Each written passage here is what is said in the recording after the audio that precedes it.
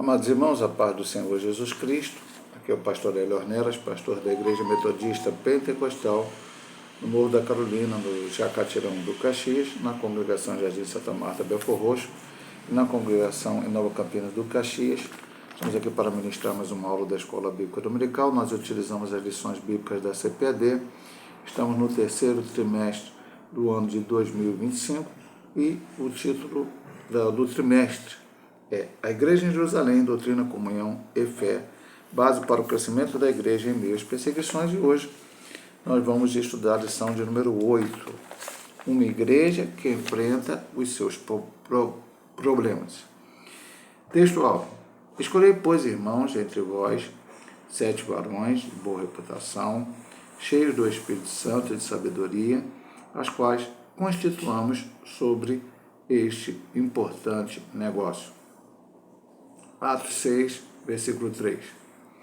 Verdade prática. Uma igreja cheia da sabedoria do Espírito age sabiamente para resolver conflitos de relacionamentos. Hoje, nas duas últimas lições, eu li também a leitura bíblica diária, mas hoje não lerei, mas sempre como aconselhamos os irmãos que têm a revista, para que possam ler, que são importantes subsídios para o aprendizado da lição. Vamos entrar diretamente na leitura bíblica em classe, o texto base da lição de hoje, que se encontra em Atos Apóstolos, capítulo 6, versículo de 1 ao 7. Ora, naqueles dias, crescendo o número dos discípulos, houve uma murmuração dos gregos contra os hebreus, porque as suas viúvas eram desprezadas no ministério cotidiano. E os 12, convocando a multidão dos discípulos, disseram: Não é razoável que nós deixemos a palavra de Deus e sirvamos as mesas. Escolhei, pois, irmãos, dentre vós, 7 varões de boa reputação, cheios do Espírito Santo e de sabedoria, as quais constituamos sobre este importante negócio. Mas nós perseveraremos na oração e no ministério da palavra. Este parecer contentou a toda a multidão. Elegeram Estevão, homem cheio de fé do Espírito Santo, e Filipe, Prócoro, e Nicanor, e Timão, e Parmenas, Nicolau, prosélyto de Antioquia. Os apresentaram ante os apóstolos, e estes, orando, lhes impuseram as mãos, e crescia a palavra de Deus, e em Jerusalém se multiplicava muito o número dos discípulos, e grande parte dos sacerdotes obedecia à fé. A introdução da lição de hoje nos diz: nesta lição exploraremos a diaconia bíblica, o ministério essencial de serviço na igreja, que nos ensina sobre o serviço ao próximo. A Bíblia nos mostra que a igreja, mesmo em seus primórdios, enfrentava desafios, mas a busca por soluções em Deus era fundamental. A criação do ministério dos diáconos não foi para estabelecer uma hierarquia, mas para organizar o serviço social na igreja, mostrando que todos os líderes são chamados a servir. O que realmente importa no reino de Deus é a disposição em servir, independentemente do cargo ou tarefa, pois o serviço é a essência do trabalho na igreja. Então, a lição hoje vai nos mostrar que, diante de um problema, porque esse é o tipo da lição, a igreja que enfrenta os seus problemas, então houve um problema e a igreja, então, teve que partir para resolver essa situação, como vamos ver no transcorrer do texto. E aí, esse problema, que era uma questão na área social, foi criado a diaconia. E eu achei muito importante que ele colocou aqui, que não foi criado para ter uma hierarquia. Eu já falei algumas vezes, igrejas têm nos seus cargos, na nomenclatura dos seus cargos, diferentes nomes. Não vou ficar aqui discutindo se a metodista pentecostal tem o nome certo, bíblico, e a outra não tem, não, nada disso. A igreja metodista pentecostal, ela tem diáconos e diaconisas, ela tem presbíteros, ela tem pastores evangelistas, que é aquele que pretende ao ministério pleno, e depois o ministro, o pastor em estado pleno. Ok? E assim, na Assembleia de Deus já tem auxiliar de trabalho, diácono, presbítero, evangelista e pastor. E isso é naquela Assembleia de Deus mais antiga. Hoje tem até bispos, apóstolos, mas não vamos nem discutir essa parte, que não é o assunto aqui. O que ele está dizendo, e é o que a gente quer colocar, que, vamos colocar metodista pentecostal. O diácono está ali para servir, o presbítero está ali para servir, o pastor evangelista está ali para servir, o ministro preto está ali para servir. Se a gente hierarquizar, dizendo que o mais importante na igreja é a liderança máxima, e hoje, por causa dessa questão de apóstolos, bispos, e outros nomes que são dados aí, então se colocam pessoas acima de todos, é um pouco complicado, e concordo com ele, que se o pastor não está ali para servir, está errado. Se o presbítero não está ali para servir, está errado. Se o diácono não está ali para servir, está cada um cumprindo uma função e todos complementando para que a obra de Deus seja feita, que vamos ver no transcorrer da lição, que a obra de ação social é algo também inerente ao Evangelho e à própria Bíblia Sagrada. Então, ela tem que ser realizada. Houve um pouco problema, não era que não a igreja não realizava, mas houve ali uma dificuldade, uma murmuração, e aí foi necessário tomar a decisão. Então, essa é a parte importante, repetindo mais uma vez o que ele fala no final da introdução. O que realmente importa no reino de Deus é a disposição de servir, independente do cargo da tarefa, pois o serviço é a essência do trabalho na igreja. Vamos aqui para a primeira subdivisão, identificação dos conflitos. Primeira divisão, a subdivisão, um conflito de natureza cultural. Lucas cita um conflito entre os gregos e hebreus. Aí ele coloca a parte A do versículo. Ora, naqueles dias, crescendo o número de discípulos, houve uma murmuração dos gregos contra os hebreus. A referência desse texto aos gregos está relacionada aos judeus helenistas, isto é, que haviam emigrado para outros países e, por conta disso, falavam somente a língua grega.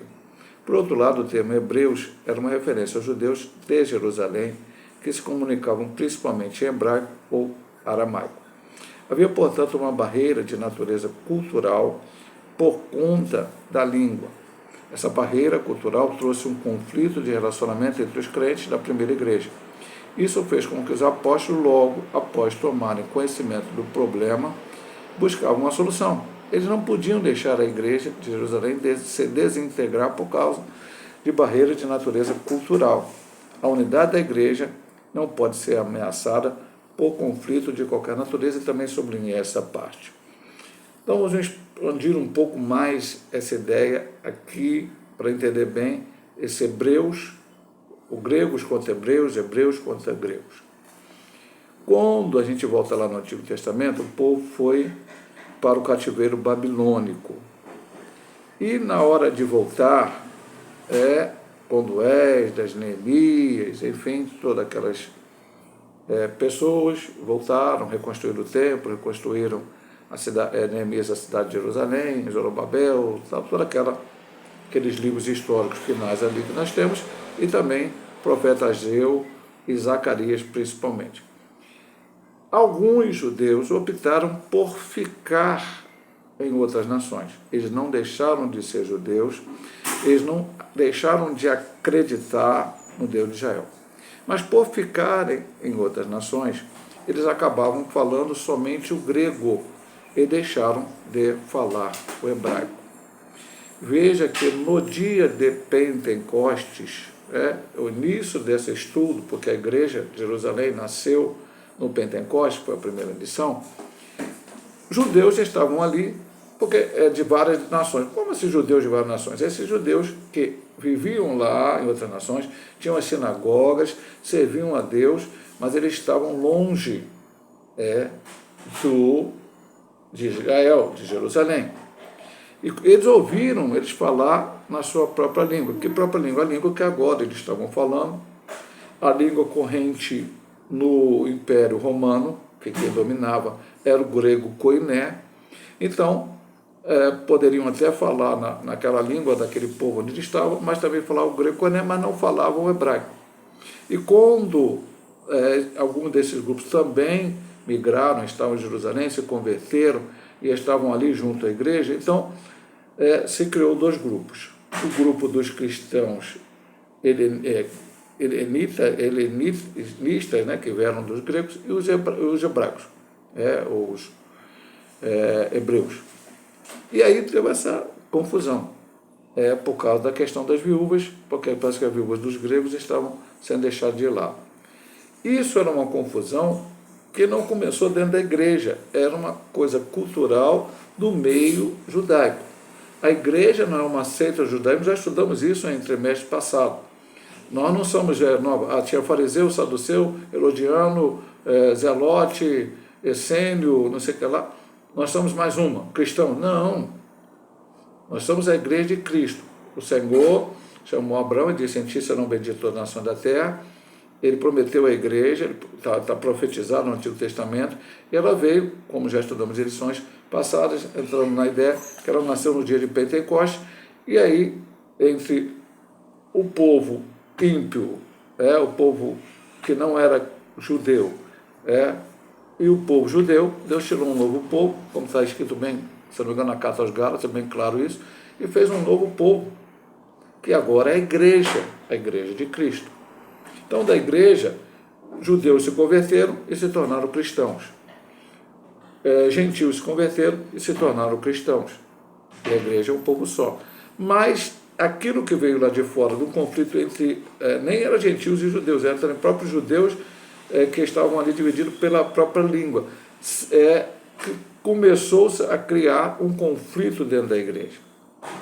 Um problema que precisava ser resolvido. Já de antemão, vamos falar uma coisa interessantíssima que aqui na lição ele vai falar. Mas na frente vai comentar. Os apóstolos foram procurar quem era o culpado, quem estava errado, quem estava certo.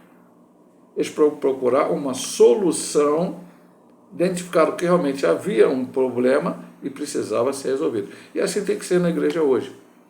Se identifica uma dificuldade, uma situação ruim, e aí então, pela direção do Espírito Santo, se procura a solução para que aquilo seja resolvido para a glória de Deus e o nome de Deus seja glorificado. Então, barreira cultural por causa da língua. Os judeus hebreus convertidos, cristãos ali, falavam o hebraico ou o aramaico, que era a língua corrente naqueles dias. Alguns deles, lógico, ou talvez a maioria, falavam o grego koiné, mas com uma questão judaica nacionalista, eles queriam que todos falassem o hebraico. Os outros só falavam grego. E aí houve essa dificuldade. E como diz a última frase da lição, que eu achei muito importante, a unidade da igreja não pode ser ameaçada por conflito de qualquer natureza. E hoje funciona para o Brasil em certas... pastor, mas aqui no Brasil não tem isso, nós não vemos judeus. Não, toma cuidado. Pode nascer de ordem política. Um tem um pensamento político para uma área, outro tem um pensamento político para outra área, e vão bater de frente, vão discutir, vão ter briga. Não deve ser assim. O que nos une é crer que Jesus Cristo é o único Salvador. E também não pode haver a briga com a questão de interpretação da doutrina bíblica. Existem heresias. E quais são as heresias? Jesus não é Deus, o Espírito Santo não é Deus, a salvação é por guardar um dia da semana. Então, vários tipos de heresia que realmente existem e precisam ser combatidas. Agora, se eu penso que a salvação, a segurança da salvação é de uma maneira, nem vou entrar aqui em detalhes específicos, nem vou, mais uma vez, dizer como é a minha opinião. E o outro irmão em Cristo tem uma opinião diferente da minha, eu não preciso entrar em guerra com ele sobre isto, porque o que nos une é ambos crerem que quem morreu na cruz do Calvário foi Jesus, a salvação é por Jesus, somente por ele, isso nos une. Jesus vai voltar em determinado momento ou em determinado momento. A Igreja Metodista Pentecostal tem a sua posição, que todo mundo já sabe, que eu já falei aqui várias vezes. Outras igrejas têm outra posição. Não vamos brigar por causa disto. Vamos juntos, unidos pelo mesmo motivo de crer em Jesus como um Salvador, esperar até que Cristo venha reinar sobre nós, arrebatar a sua igreja como nós pensamos. Então, aqui foi um conflito de natureza cultural que poderia ter causado um problema na igreja, mas graças a Deus foi bem construída a solução pelos apóstolos. Agora vamos ver também um conflito de natureza social. Primeiro, cultural, gregos contra hebreus, mas ambos judeus convertidos. Vamos aqui. Lucas explica que, em razão daquela diferença cultural, as suas viúvas eram desprezadas no ministério cotidiano. Não vou ler o versículo, porque já lemos a primeira parte, até falamos um pouco sobre isso. Aqui fica evidente a natureza social do problema. As viúvas de fala grega estavam sendo negligenciadas na discussão diária. O conflito se instalou, precisava de solução.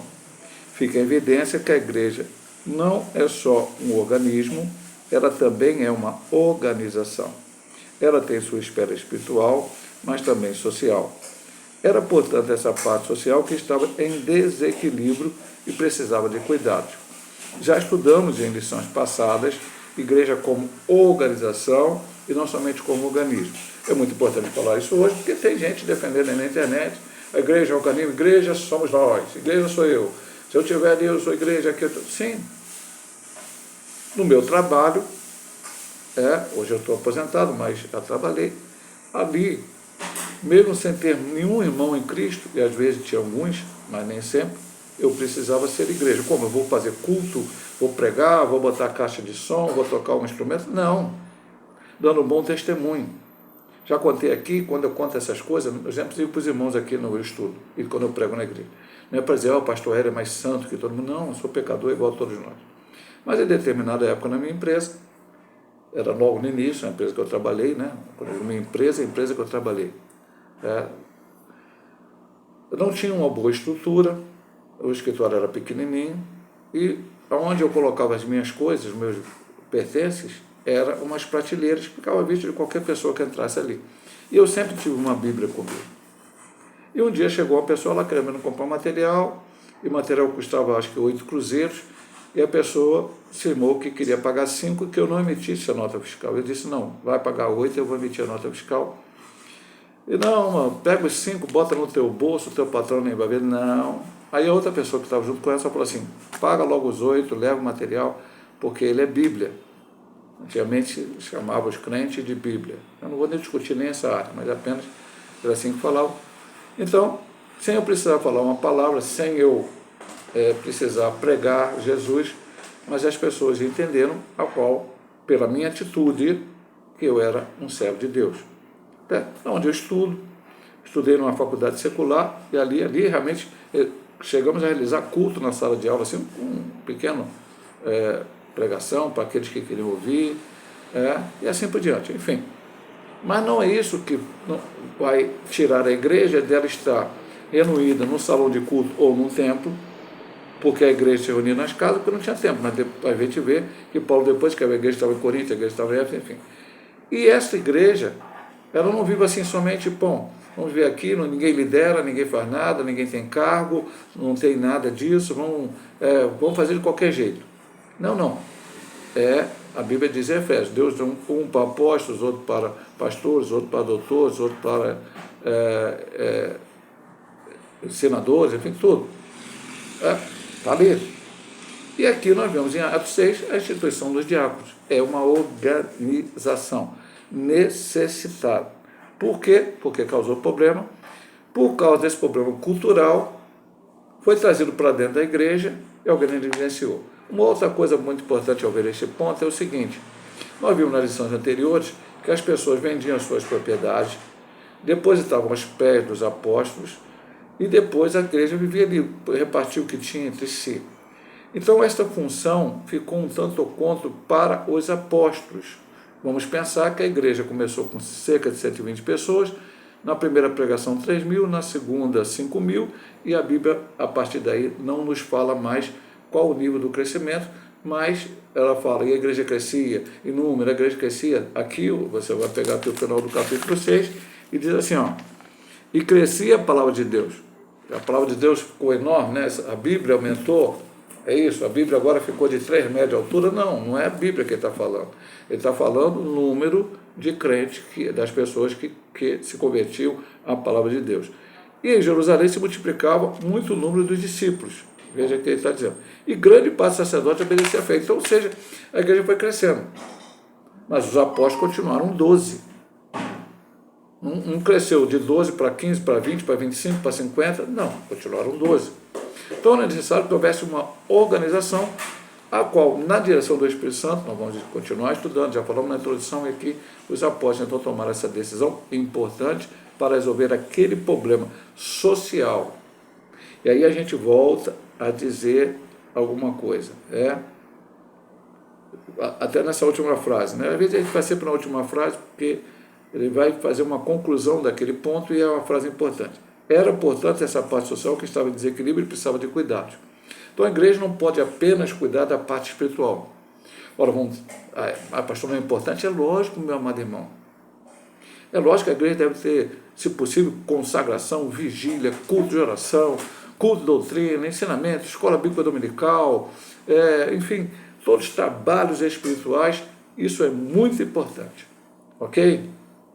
Mas também a igreja tem que ter a parte social.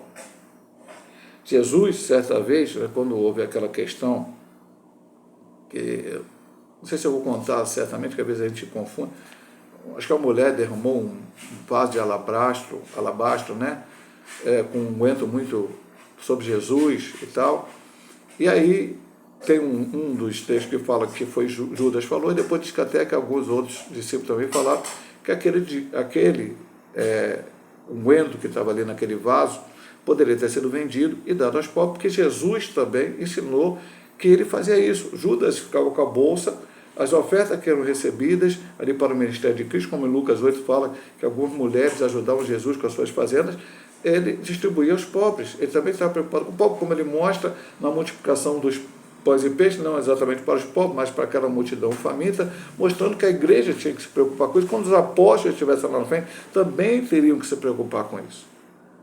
Então, se vendia por tanto e daria aos pobres. Jesus falou, não, essa mulher fez isso para a minha morte, tal.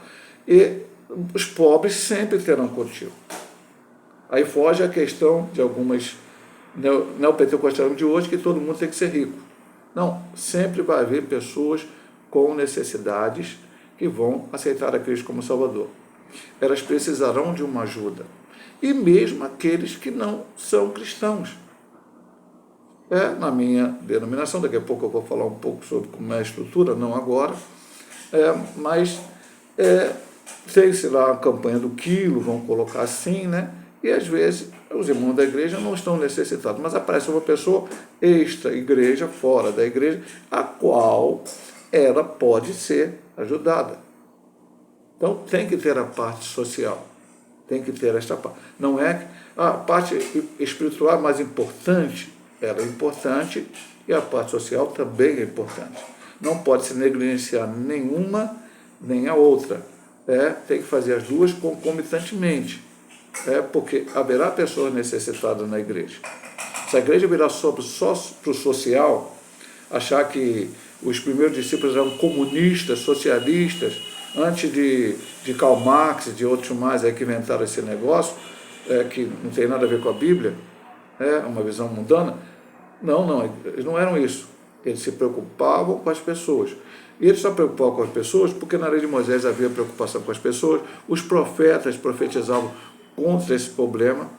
Você vai ver os profetas profetizando, vários deles, Amós, Isaías, outros, com o povo que oprimia os pobres. Você vai ver lá em Neemias, eu citei Neemias, na volta da Neemias, se você ler o Neemias, você vai ver que lá num determinado momento ele descobriu que o povo estava oprimindo os pobres ali, aquela coisa toda, ele fez o pessoal mudar isto. Então não é assim, tem que ter esta área social na igreja, porque haverá pessoas necessitadas. E a igreja está aqui também para fazer essa parte. Agora vamos lá, qual é a prioridade? Então, identificação dos conflitos, qual é a prioridade? É muito comum a ideia de que o cristão deve cuidar apenas da esfera espiritual. Eu acho que eu até comentei um pouco esse ponto antes, né? E na igreja essencial, social. Cria-se dessa forma um entendimento nada bíblico. A primeira deve ser privilegiada, ou seja, a espiritual, e a segunda negligenciada, ou seja, a social. Assim, por exemplo, o evento musical, esse aqui é interessante isso que ele colocou, recebe grande atenção por quanto mexe com as emoções. enquanto o trabalho social numa igreja local carente conta com poucas adesões. Negligenciar os mais necessitados é um dos pecados denunciados tanto no Antigo Testamento quanto no Novo. Antes de comentar o final, vamos ler aqui. Esse texto de Isaías, eu citei, eu citei alguns profetas e cheguei a citar Isaías, mas agora nós vamos ler Isaías. Preste bem atenção o que diz Isaías 58, 6. Vamos lá. Porventura não é este o jejum que escolhi? Que solte as ligaduras da impiedade, que desfaça as ataduras do jugo, que deixe livros quebrantados e que despedace todo o jugo. Porque os judeus estavam preparados a jejuar e achavam que isso agradava a Deus. Ainda hoje, se você bate no peito, diz, eu jejuo, eu faço, acontece, mas se você não se compadece daquele que está com necessidades materiais e espirituais, você está fora da vontade de Deus. Veja que era isso tudo que eu falei lá na lei de Moisés. Havia o ano da remissão. Se o povo ficasse pobre, perdesse a sua propriedade, depois tinha que ser devolvido. Então, existe toda uma preocupação do Senhor, inclusive levantando seus profetas. E no Novo Testamento, Mateus 25, 35 a 38, que eu não vou ler não, só vou te falar. Você já sabe esse texto. Jesus disse, tive fome e me deste de comer, tive sede e me deste de beber, tive preso, foram me visitar, tive doente de beber. Esses vão ser abençoados pelo Senhor. Agora, outros ele vai dizer, tive fome, não me deste de comer, tive sede, não me deste de beber. Esses não serão abençoados pelo Senhor, como diz o texto. Então, veja que há uma previsão, até mesmo no Antigo Testamento e no Novo Testamento, nos Evangelhos, da necessidade da obra social. Mas depois eu vou comentar o ponto anterior que ele falou, o item anterior aqui. Não podemos ignorar a situação social dos menos favorecidos e pensar que dessa forma estamos adorando a Deus em espírito e verdade. E eu volto ao ponto anterior para depois comentar esse. Num show de música gospel, vai estar cheio, o pessoal pula, o pessoal canta, levanta a mão, se emociona, aleluia. E no trabalho de ação social? Vamos lá entregar cesta básica numa favela. Algumas igrejas têm, eu conheço algumas igrejas que fazem esse trabalho. Madrugada com carinho, poxa, um trabalho sensacional. A minha igreja tem uma estrutura pequena, mas nós fizemos 3, a gente chama de sopão, mas não era sopão, o nome da minha igreja, sopão é uma maneira de falar. Era uma distribuição de quentinhas, a junta diaconal da igreja, logo no início do meu ministério, 3 vezes no centro de Caxias. O problema é que a gente ia cedo, porque tinha muitos irmãos de idade, irmãos que vieram teve irmão que veio até da congregação em Santa Marta ajudar, e depois tinha que voltar para casa, e depois o ano fica mais difícil. Então a gente fez 9 horas da noite, alguma coisa assim. Então nessa hora, muitas vezes no centro de Caxias ainda funcionando, não tinha mendigos. Mas prostituta, a minha esposa, junto com o diácono Luiz Carlos e a irmã Vera, que foi membro da nossa igreja, hoje está no Espírito Santo, elas encontraram uma prostituta, numa dessa distribuição, encontraram uma prostituta perto da Igreja Católica Romana, Santo Antônio, aqui em Caxias, e disseram para ela, você está aí nessa vida, está evangelizado, eu tenho que levar comida, não me lembro se ela tinha 3 filhos, 4 filhos, alguma coisa assim, eu tenho que levar comida para meus filhos. Então, naquela noite, ela falou, se a gente pegar você, levar lá, tinha uma Kombi nesse dia, foi só essa vez, da outra vez a gente não conseguiu Kombi, mas uma vez a gente conseguiu uma Kombi, ficou lá com as quentinhas, e nós te demos, se o caso era 4 filhos, seriam 5 quentinhas, uma para ela e 4 para os filhos, ou se fosse 3, 4. E você vai para casa? Ela falou, vou. Pegaram lá, pegaram as quentinhas, botaram no saquinho, levaram ela no ponto do ônibus, ela morava longe, não me lembro qual a outra cidade, e ela ali partiu para casa. Infelizmente foi aquele dia, outro dia.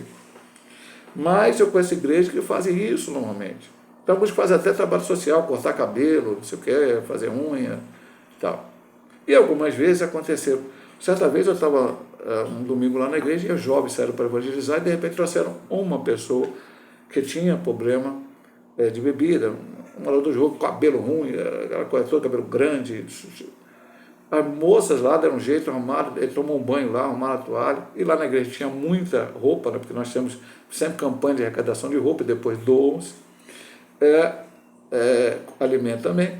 E aí naquele dia, daqui a pouco o homem que entrou todo, daqui a pouco estava com uma calça jeans, eu me lembro até hoje, uma camisa amarela, um tênis branco, assistiu o culto e ali ouviu a palavra de Deus. Então o trabalho precisa ser feito. Mas de repente nesse trabalho de ação social, que eu conheço igrejas que vão à favela e distribuem brinquedo para criança, distribui cesta básica, o Madrugada com Carinho, que vão de madrugada mesmo para evangelizar os drogados, aí você vê um público menor. Se você juntasse toda essa época, esse pessoal que vai no show gospel, vai lá, tira a camisa, levanta para cima, levanta a mão, faz trenzinho, outras coisas mais, chegasse, não, agora vamos lá na favela entregar, fazer uma ação social. E não só disponibilizasse para ir, mas também financeiramente para ajudar que a igreja pudesse fazer. Certamente as igrejas poderiam fazer mais, é o que ele diz aqui, quando ele diz no final que não podemos ignorar a situação social dos menos favorecidos e pensar que dessa forma estamos adorando a Deus em espírito e verdade. Ignoro, nem estou vendo, nem sei, nem fui lá ver, nem me preocupei, nem estou aí realmente eu não estou sabendo, não. Você, todos nós, temos a consciência que há pessoas no seu bairro, na sua cidade, no país, que estão em necessidade. E se a igreja puder, na verdade, ela poderá sim, eu digo, dentro das suas possibilidades, fazer o melhor nessa área, tem que ser feito. É necessário, não é apenas, se talvez, quem sabe, vamos fazer agora, talvez, não. É um trabalho que deveria ser contínuo. Vamos aqui, a delegação de tarefas. O Ministério da Oração e da Palavra é o ponto 2, subdivisão, ponto 2, subdivisão 1. Diante do conflito, os apóstolos perceberam que a parte da comunidade que estava sendo negligenciada precisava de cuidado. Contudo, eles também perceberam que não poderiam resolver um problema criando outro. Cuidar dos mais necessitados era uma missão urgente da igreja, mas o ministério da oração e a pregação da palavra de Deus também o eram. É aqui o versículo 4 do capítulo 6, da nossa leitura bíblica e classe, eu vou só ler para vocês, já lemos, vamos ler de novo, mas nós perseveraremos na oração e no ministério da palavra. Tanto a parte social como a devocional e evangelística fazem parte de uma única missão da igreja. Poderíamos dizer que são os dois lados de uma mesma moeda. Cuidar dos necessitados é importante, igualmente importante é a oração e a evangelização. Veja que os assuntos acabam voltando, nós já falamos sobre isso, vamos falar de novo, vamos repetir, e tem que ficar na mente dos irmãos. Mas vamos entrar até pelo lado que ele colocou primeiro. Eram 12 apóstolos. Eles lideravam a igreja espiritualmente. E por que eles lideravam a igreja espiritualmente?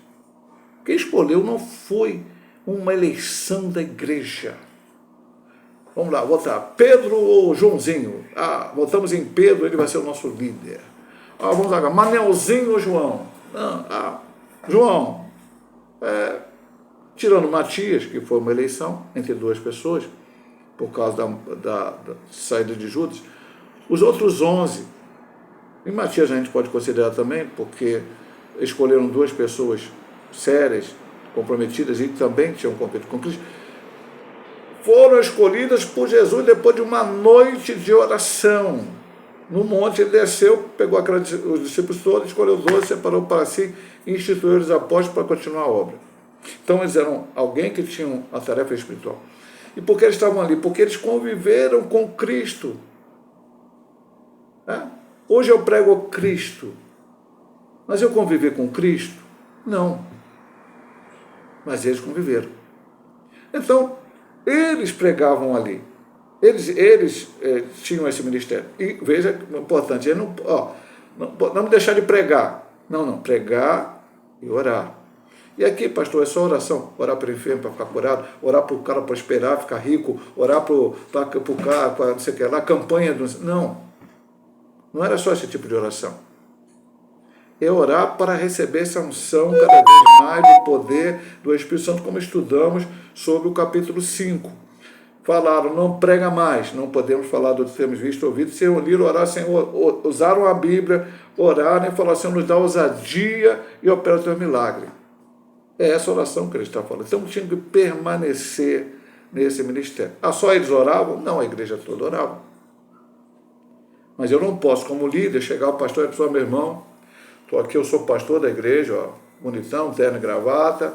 Domingo eu venho aqui pregar e vocês oram aí para que eu possa ser usado por Deus aí. Não. Eu sou o primeiro a ter que orar. Eu sou o primeiro a ter que ter uma vida de oração. Eu sou o primeiro a ter que dar o exemplo. Então eles tinham que fazer isto. Os diáconos oravam? Oravam. Depois vamos ver o diácono aqui. Vamos ver como é o nome de Deus. Até porque a gente falou lá no início, não é uma instituição de hierarquia. É algo para servir ao Senhor. Então, era necessário que alguém cuidasse especificamente da parte social. Ok? Isso era preciso e necessário e foi, então, colocado para eles. Ele diz aqui, agora vamos falar outra parte aqui. Ele volta a dizer aqui, aí já falou isso. Tanto a parte social como a devocional e a evangelização fazem parte de uma única missão na igreja. Ele pode dizer duas moedas. Um lado da moeda tem o que a gente chama de cara e outro de coroa. Um lado tem mais valor que o outro, não. Se a moeda for R$1, é R$1. Se a moeda for 50 centavos, é 50 centavos, 10 centavos, 10 centavos. E se houvesse uma moeda de R$200, seria uma moeda de R$200. Veja bem, meu amado irmão, é a moeda. Então, uma face social, outra face devocional, evangelístico. Faz a importância é a mesma. É necessário fazer. Eu vou... Esse eu acho aqui um texto importante, não está na lição, mas eu vou procurar rapidamente. Até me perdoa que eu estou procurando, né? Achei. Vou ler para você aqui, ó.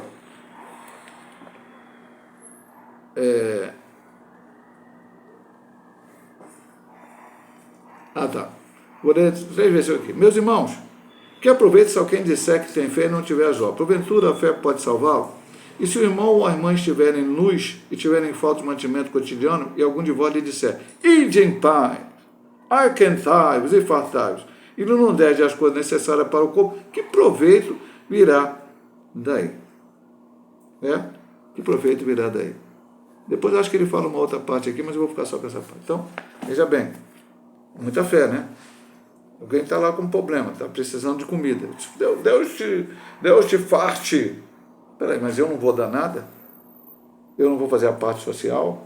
Não, tem que fazer a parte social também. É necessaríssimo. Agora vamos aqui, ó. Não há conflito entre tarefas. Não podemos ler Atos 6 como se o ministério da oração e da pregação estivessem em oposição com o ministério do serviço social.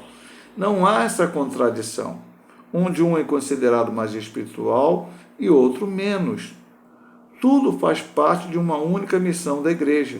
Assim, se a igreja ora e prega, mas não cuida dos necessitados, ela falha em sua missão. Da mesma forma, se a igreja se torna apenas um centro social, negligenciando a oração e pregação, ela perde a sua essência, deixa de ser igreja de Cristo e por isso também falha em sua missão. Já comentamos, mas vamos voltar a comentar. Só vou pedir licença para tomar um pouquinho de água aqui, porque a garganta está seca.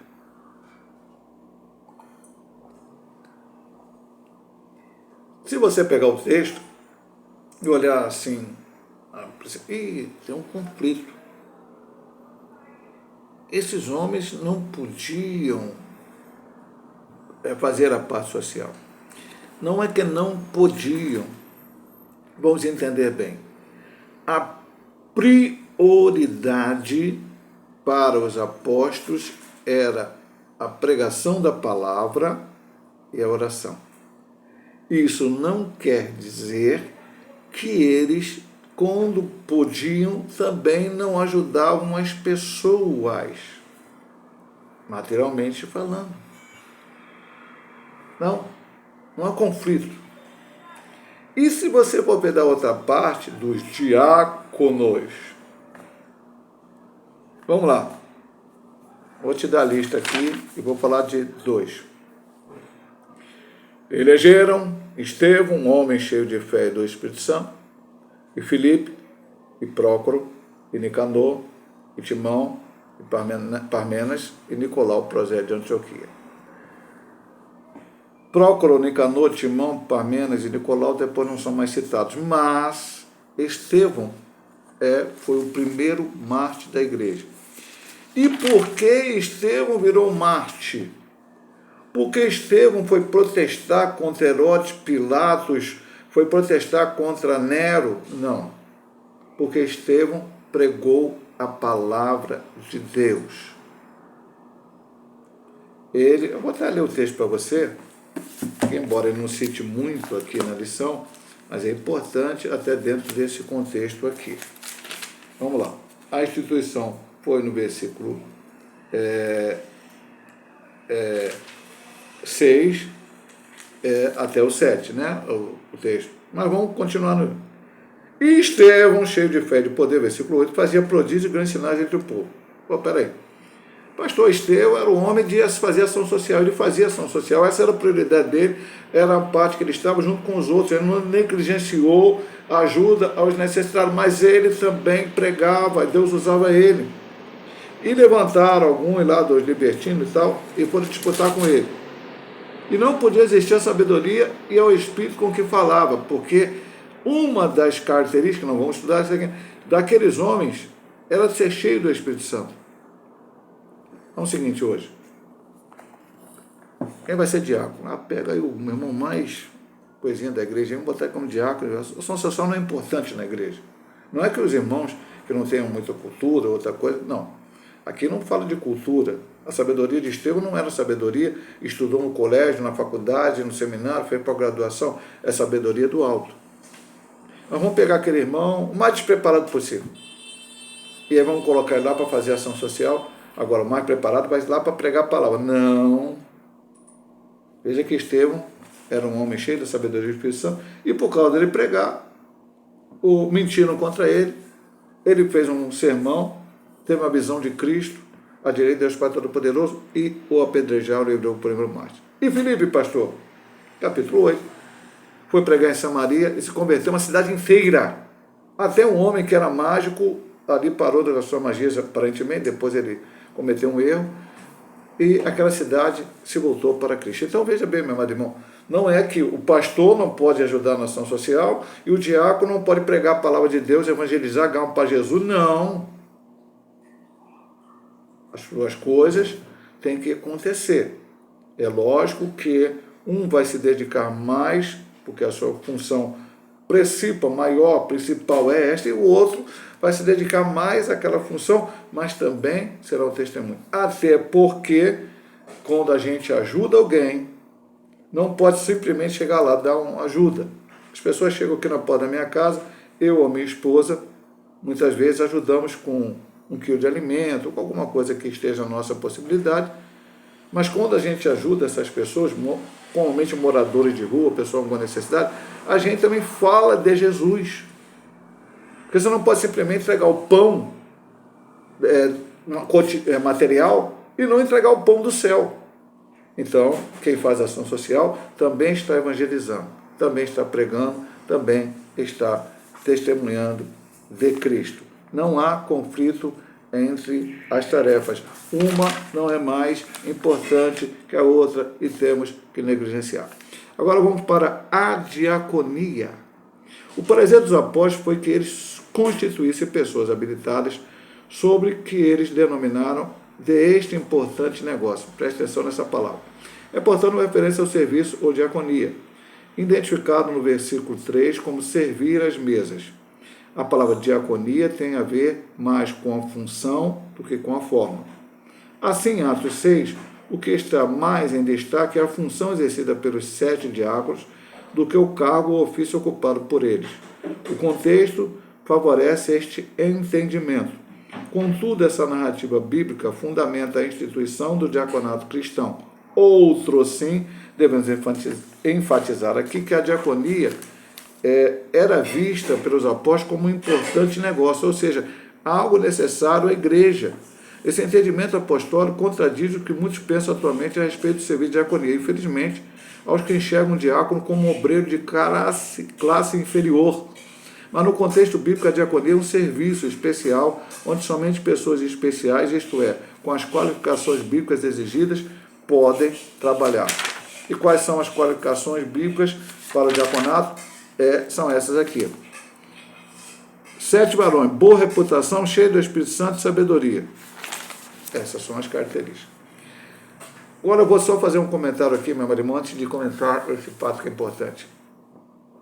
Há polêmicas, eu li aqui um subsídio de um certo irmão, que eu não vou falar o nome, onde ele condenou a questão da diaconisa. A Igreja Metodista Pentecostal entende que no texto de Romanos, capítulo 16, onde se fala de Febe, esse é um dos textos principais, existe outro, que a mesma palavra usada em hebraico, em grego, para Febe, aquela que servia na igreja que estava em Secrei, é a mesma usada para o diaconato. Tem traduções da Bíblia hoje que colocam Febe como uma diaconisa. A minha, a Almeida corrigida, não coloca. Coloca como servia a igreja que estava em Secrei. Essa pessoa colocou certas opiniões e, inclusive, disse que Febe foi diaconisa ali porque não tinha, a igreja estava começando, não tinha homem nenhum para fazer o trabalho, então colocou ela, mas foi uma exceção. Bom, eu acho que até se eu colocasse assim na minha igreja, eu diria, meu amado irmão, que continuamos da mesma maneira. Porque se eu quero um corpo diaconal na igreja, eu tenho mais irmãs. Eu acho que a maioria das igrejas brasileiras está assim, mais mulheres do que homens. Então, a minha igreja é pequena, e eu não vou discutir nem por causa disso, é porque o nosso entendimento é que existe o serviço de diaconisa na Bíblia. Nós não temos presbíteras, nem bispas, nem apóstolas, nem pastoras. Na Igreja Metodista Pentecostal não tem esses cargos, não entende que seja bíblico. Mas diaconisa, sim, servir a igreja que está naquele determinado lugar, fazendo o trabalho de ação social, como os primeiros diáconos fizeram. Agora, vamos colocar aquilo tudo que ele falou aqui. O obreiro de menos valor na igreja? Não, acabamos falando a lição toda e vou voltar a falar aqui. Pastor, presbítero, evangelista, e se hoje formos computar na igreja, não tem apóstolo, bispo, missionário, todo mundo tem que servir. Acabei de falar no ponto anterior. O pastor, o princípio é pregar, orar, se preparar, dar estudo bíblico, mas ele também pode e deve ajudar na parte de ação social. Não, vai ter lá um evangelismo na comunidade e vamos levar a cesta básica. Não, o pastor não pode ir lá. O pastor, o negócio dele é pregar, preparar o sermão para domingo à noite na igreja. Não. O pastor pode ir lá também, pode estar lá. Como diácono, se assim for mandado por Deus, pode ser o pregador para pregar o sermão no domingo à noite no culto na igreja. Porque na minha igreja, na igreja que eu pastorei, na nossa denominação, pastor prega, presbítero prega, diácono prega, e talvez alguns não gostem de falar, até mesmo irmãs pregam. E quando eu digo até mesmo, eu não estou jogando a irmã, eu estou falando por causa de algumas igrejas que não aceitam as irmãs fazendo nada. Mas normalmente são os obreiros, pastores, presbíteros, diáconos. Então veja bem, meu amado irmão, essas pessoas tinham as suas características, precisavam ter, e disse assim, a ação social é um importante negócio. Não é um negócio de segunda monta, não é um negócio, vamos deixar para lá, se fez ação social, fez, se não fez, não fez. Eu já disse aqui em algum vídeo, lá para trás, vou repetir. Eu estou há 30 anos pastoreando a igreja no Jacatirão, e quando eu assumi a igreja, por um motivo que eu não sei, por algum motivo que eu não sei, a junta diaconal da igreja, que assim possui a nossa igreja, existe uma junta diaconal, que ela tem uma arrecadação própria, e ela faz o trabalho de ação social da igreja. E se precisar de uma ajuda do caixa da igreja, também terá outras situações. Mas ela tem a sua arrecadação própria, ela faz o seu trabalho, a qual ela também dá relatório para a Assembleia da Igreja, e a junta diaconal estava desativada. Uma das primeiras coisas que fiz no meu ministério foi reativar a ajuda diaconal, que funciona até hoje. E já fez muitas coisas que eu não vou citar aqui, até por falta de tempo. É importantíssimo. Diaconia não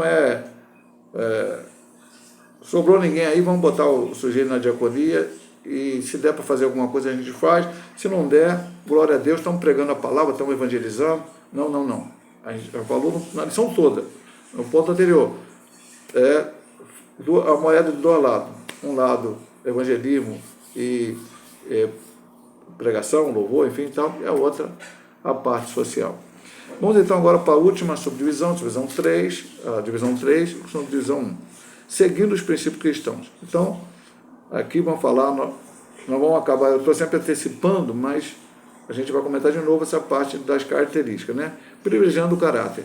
Nas exigências das qualificações exigidas para o exercício do diaconato, o caráter ganha ênfase. Escolhei, pois, irmão, dentre vós 7 varões de boa reputação, cheios do Espírito Santo e de sabedoria, aos quais constituamos sobre este importante negócio.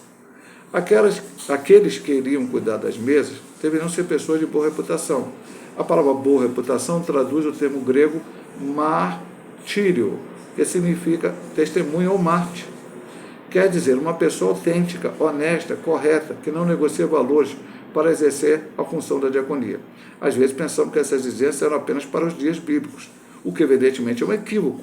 Se para aqueles que se dedicariam apenas em servir as mesas, e aí ele bota entre aspas, né? Mais uma vez, ele não está dizendo aqui que é um serviço de segunda categoria, ele botou entre aspas dentro da ideia de hoje. Isto é, os diáconos eram exigidos boa reputação. Então, o que dizer dos pastores que cuidam de todo o rebanho? Mas os pastores estão lá em Timóteo, meu amado irmão, está lá em Tito. Marido de sua mulher, não dado ao vinho, papapá, quem quer o presbiterado, já está lá. E também há uma situação de diaconato em uma das cartas, não me lembro se é de Tito ou Timóteo, que novamente volta a tocar no assunto. Ou seja, para ser obreiro da casa do Senhor, tem que ter todas as características aqui. Todas elas. A Igreja Metodista Pentecostal, nós somos pentecostais, cremos no batismo com o Espírito Santo, cremos nos dons espirituais, cremos em tudo isso. A única coisa que difere de algumas outras igrejas pentecostais é que nós não obrigamos ao irmão a comprovar que é batizado com o Espírito Santo para poder ser obreiro. É que seja batizado com o Espírito Santo ou esteja buscando. Isso desde sempre não fui eu que inventei como norma para a igreja. Quando eu entrei na denominação, já existia isso no estatuto e até hoje continua existindo. Vai ser diácono. Tem que ser batizado com o Espírito Santo. A Bíblia não fala que batizado com o Espírito Santo, fala cheio do Espírito Santo. Lógico que vamos discutir isso, que é cheio do Espírito Santo, pastor, é que falava em língua. Não vou discutir isso aqui agora, não é o assunto. Mas que seja batizado ou esteja buscando. Característica. Mas tem que ter uma boa reputação. Até porque, amado irmão, nesse sentido lá e aqui, muitas vezes não lidar até com parte financeira. Veja que Judas se corrompeu financeiramente.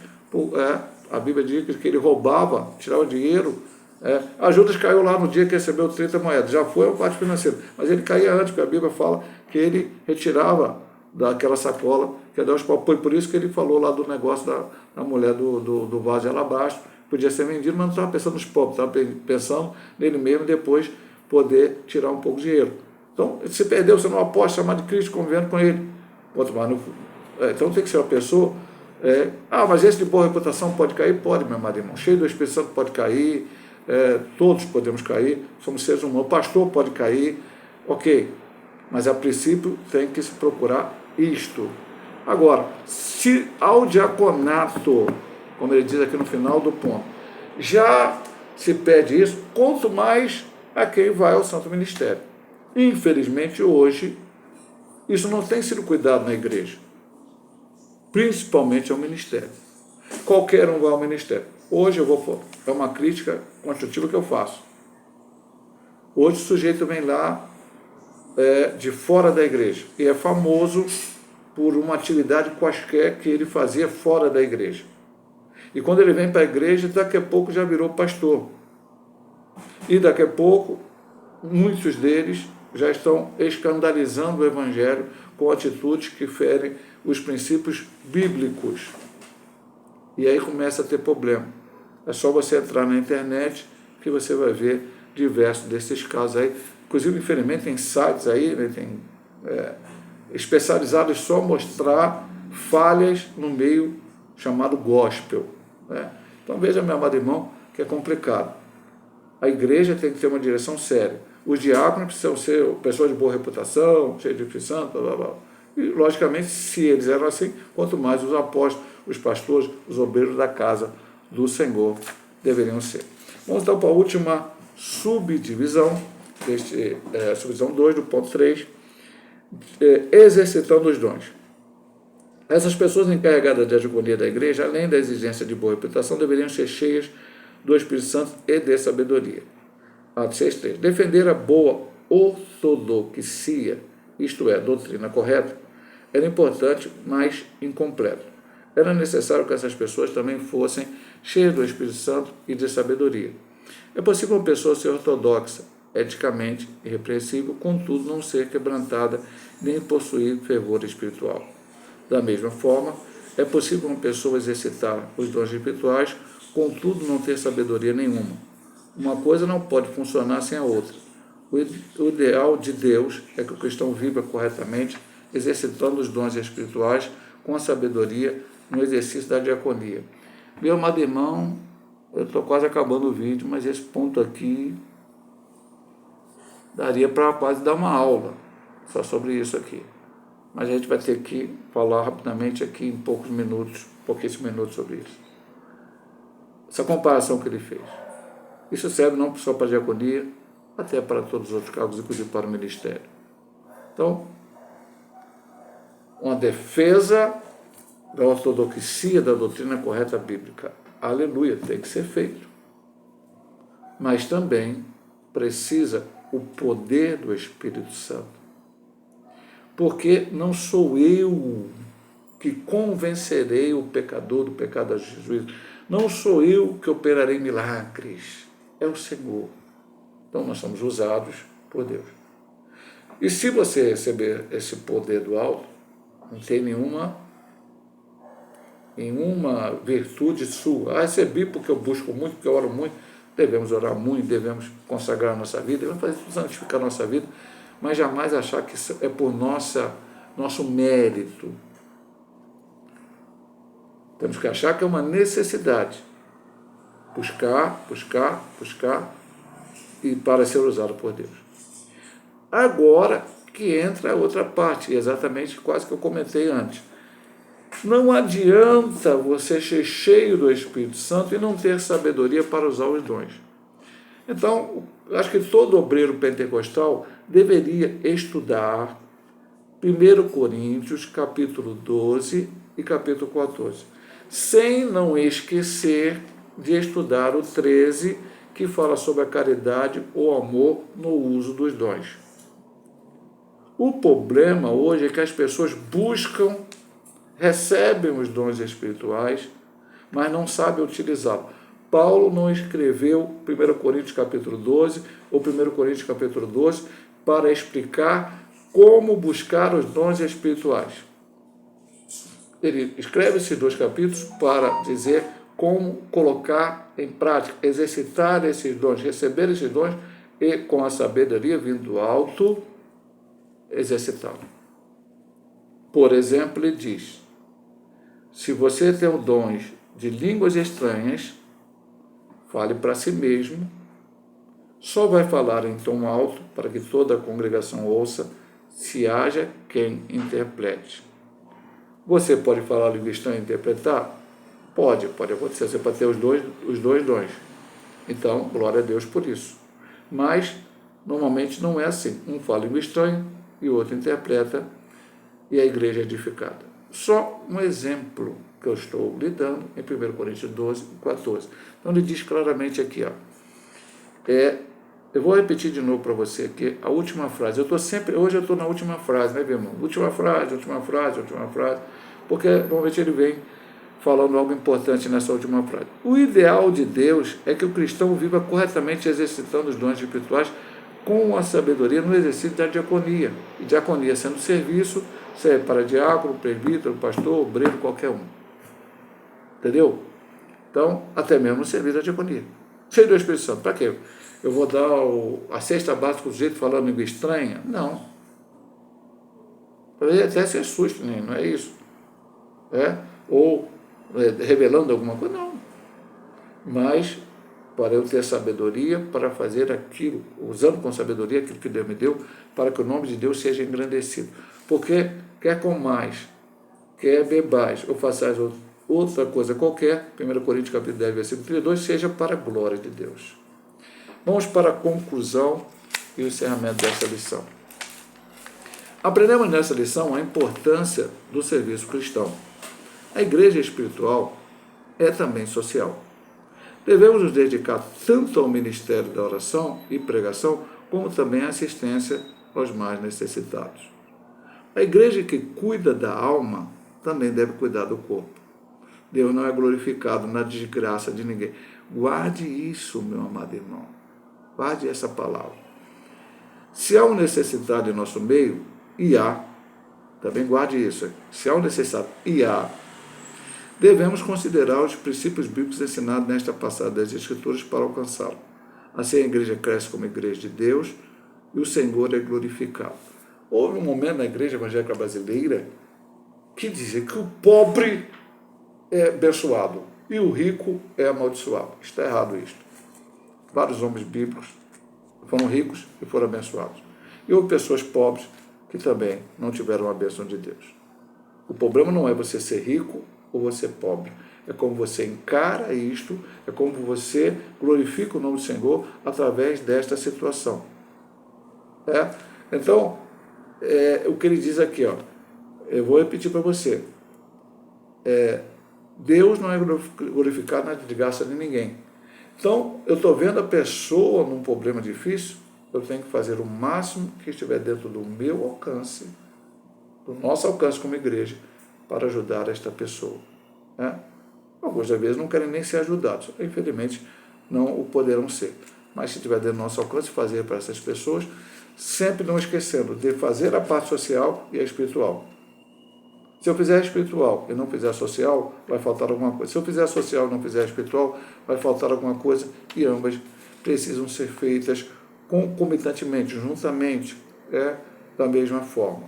Aleluia! Espero que os irmãos tenham aprendido bastante. Gostaríamos de poder dar uma aula de 2 horas, 3 horas. Realmente teria muitos assuntos para falar, mas não dá. Então, através disso que o Espírito Santo colocou em nossos corações, espero que os irmãos sejam abençoados nesse estudo bíblico. Se Deus assim nos permitir, semana que vem estaremos estudando a lição número 9, uma igreja que se arrisca. Uma igreja que se arrisca. Deus abençoe a todos, em nome de Jesus.